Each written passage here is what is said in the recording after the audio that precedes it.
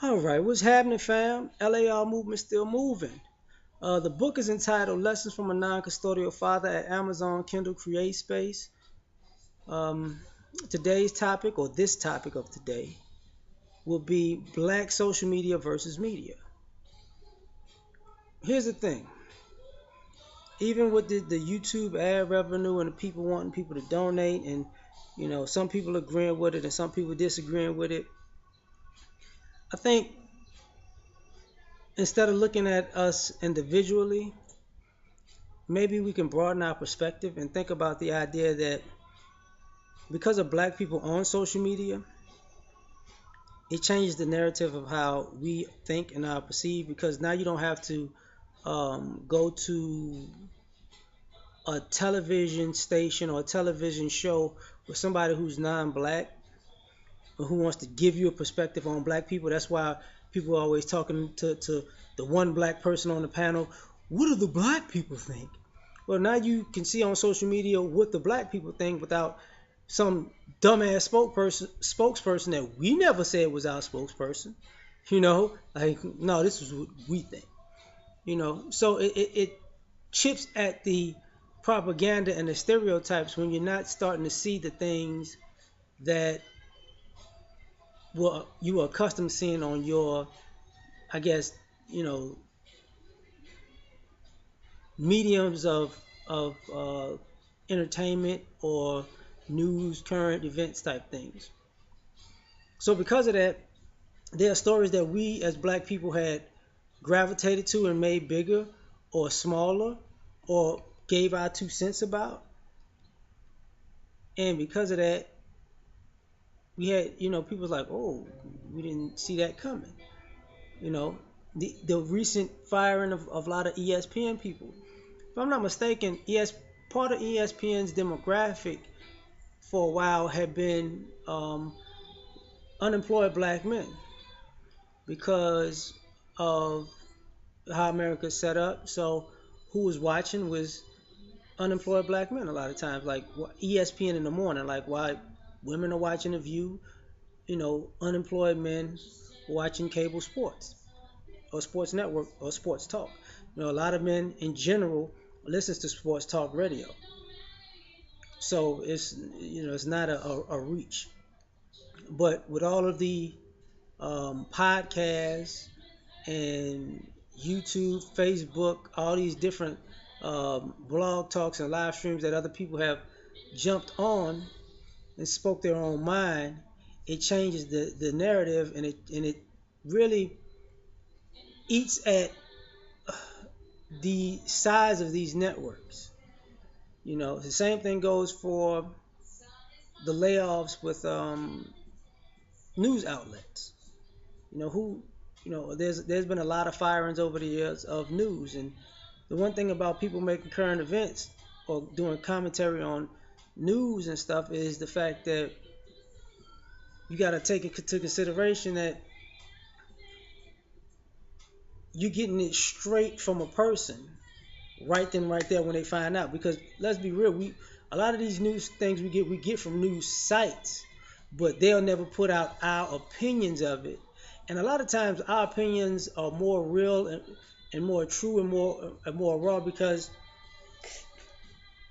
for one, we can see the underlying issue and bullshit, and we can say it because we're not tied to a network that has a piece in our ear that says, "Don't say that, don't say that, don't say that, don't say that." You got people who could just give you that straight, uncut truth, and it resonates with people. This is why some of these networks and papers are going under to a degree, or just downsizing to the point where they just streamlined and they got a skeleton crew. Because ultimately, um, our exodus from media and migration to social media, we are we're killing we're boycotting the media and their revenue for the most part because we're making their point of view irrelevant. And they're gonna, in some ways, at some point, they're gonna have to start hiring the people on these platforms to be the faces of these news and current event um, commentaries, because nobody trusts the media like they do us on social media, because we're the only ones being honest about our opinions, whether we be right or wrong. There's less retractions for the most part with people on in black social media than there are in media in general. You know, a lot of times we've said we've made predictions whether you like them or dislike them, whether you agree with them or disagree with them, whether they whether it made you agree like, yeah, brother, I share, or you go, here, cool. It really didn't matter. But for the most part, a lot of people have been spot on about a lot of different things. So the accuracy of which people are conveying their points and predicting the next action is so high that you got to tip your hat to it. You got to say, you know what? These cats is really hitting the bullseye on this time, and this time has become a lot of different times. So at some point, same thing with trying to get us off of YouTube and even or marginalize our other platforms. At some point, that's not going to work, because the advertisers are going to have to come back to YouTube, because their profits probably won't be the same if they stop advertising on YouTube, because the demographic that they're looking at doesn't probably watch TV. People, less and less people are watching cable because of the not just because of the economy also. Like, you know, cable has priced themselves out of the market. Eventually these internet companies in some ways are pricing themselves out of the market. Uh, Netflix is so cheap, or Hulu, or Amazon Prime. All that stuff is just so available that, and there's so much bullshit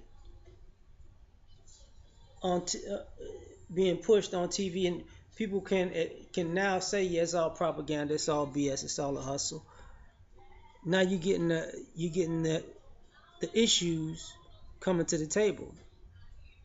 I think social media probably made things like hidden colors bigger than people would have thought. In some ways, uh, not just black social media, but social media in itself, in general, made, let's just say something like that Manny Pacquiao fight against Floyd Mayweather. They didn't really promote that fight, like talk about it. It was always in the media. It was always on social media. People was brewing and arguing about it and creating this word of mouth on its own. They didn't really have to do anything. They didn't. I'm sure that the media budget is a whole lot different than it used to be. So, especially because of black social media, people, to a degree, we don't get promoted like everybody else, for one. And I've said this a few other times, the fact that we make such great and diverse content really puts pressure on other people, because to get, hundreds of, thousands, tens of thousands, hundreds of thousands, millions of views on these social media sites, and you're not saying anything, and then you come across somebody with hundreds of views, or a couple of thousand of views, sometimes tens of thousands of views, and they saying some real shit, and you trying to figure out how is how are these people so high and recommended on this bullshit, and these people are so far down on the totem pole, and they are so on point. And because of that interesting dichotomy, you're dealing with people who are not believing media in general, or even social media platforms to a degree. It's like, what you recommended me is some bullshit. What's trending is some bullshit. I want something real. And because America lacks realness, people gravitate to us. And I gotta say this. This is partially the reason why. Now, don't you find it odd why black social media gets attacked? Because don't you find it odd that people get marginalized? They could be doing videos for years, and be considered a failure or stupid or just marginalized or incompetent or just irrelevant. It can be irrelevant. But the minute they get into some kind of beef, you can go all the way to TMZ just overnight. How the hell you do that? Because you have to marginalize black social media.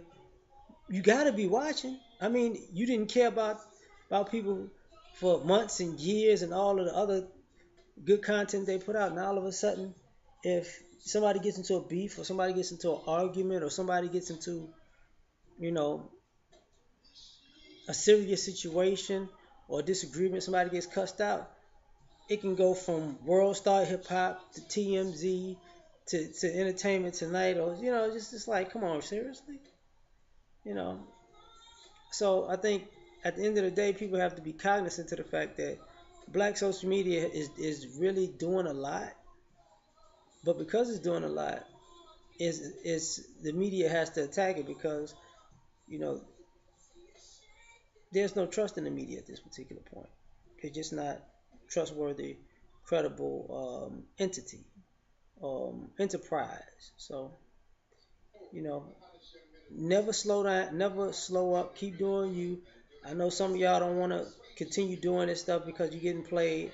I understand that, but keep on doing you. You're gonna grow bigger in due time. So keep it up. Peace.